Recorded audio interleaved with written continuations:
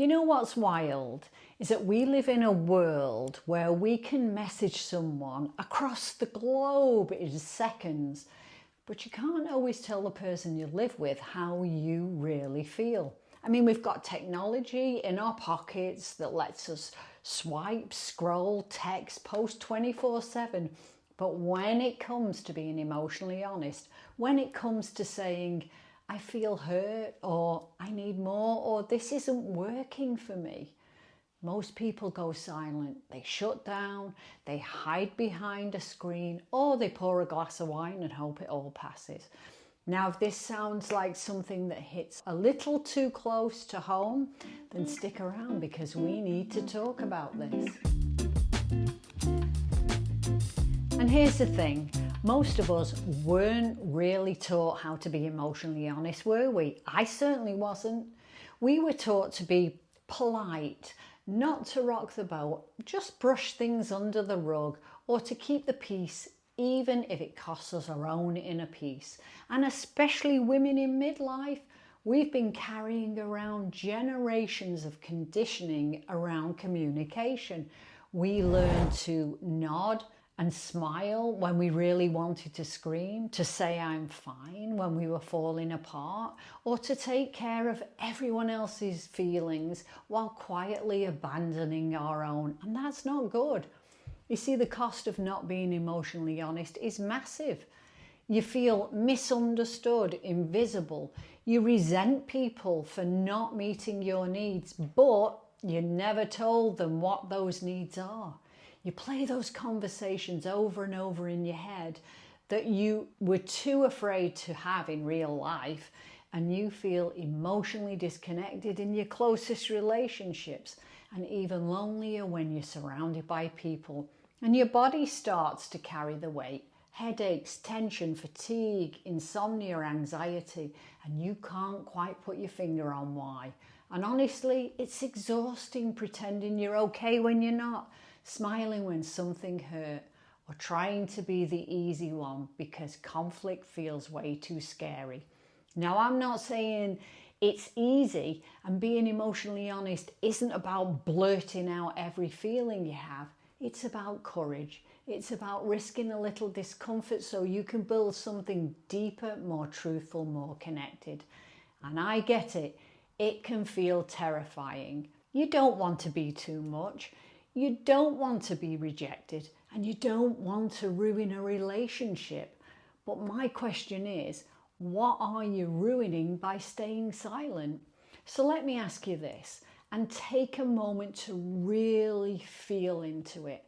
What's one thing you haven't said that your soul is begging you to speak out loud?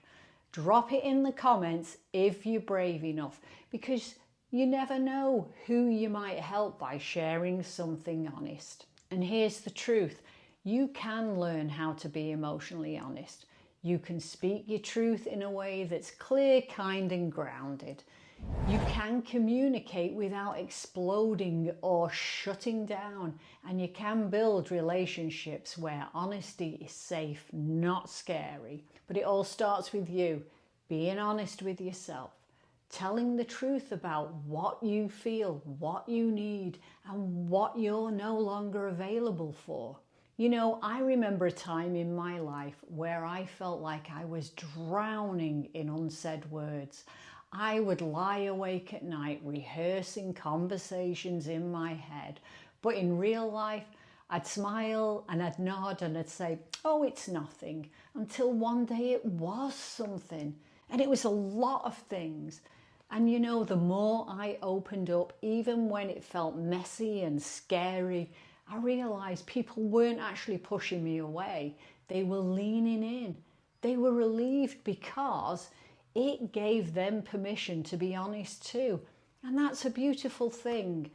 So what does being emotionally honest actually look like? Well, here are a few small, powerful shifts that you can start practicing today. Number one, pause before reacting. Take a breath and ask yourself, what do I really feel right now? 2, use I feel statements instead of blame. Like I feel overwhelmed when I don't get support instead of you never help me. 3, start small. You don't have to tackle the biggest wound first. Start with one true sentence. 4, write it down if speaking feels too hard.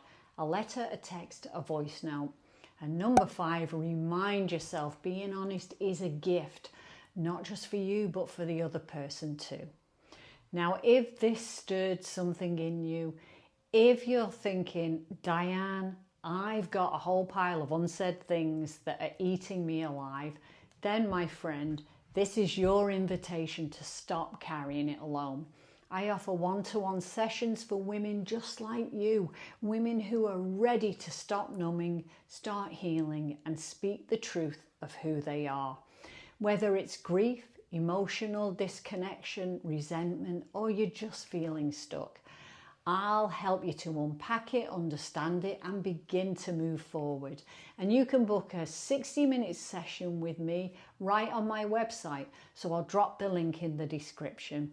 Let's get honest. Let's get free, because you deserve to be heard. You deserve relationships where honesty isn't punished, it's welcomed. And you deserve to live a life that feels emotionally aligned, not emotionally edited. So if this resonated, hit that like button, share it with someone who needs to hear it, and don't forget to subscribe. I have much more coming your way. And remember, being emotionally honest doesn't make you too much, it makes you brave. So thank you for being here with me, and I look forward to seeing you in the next video.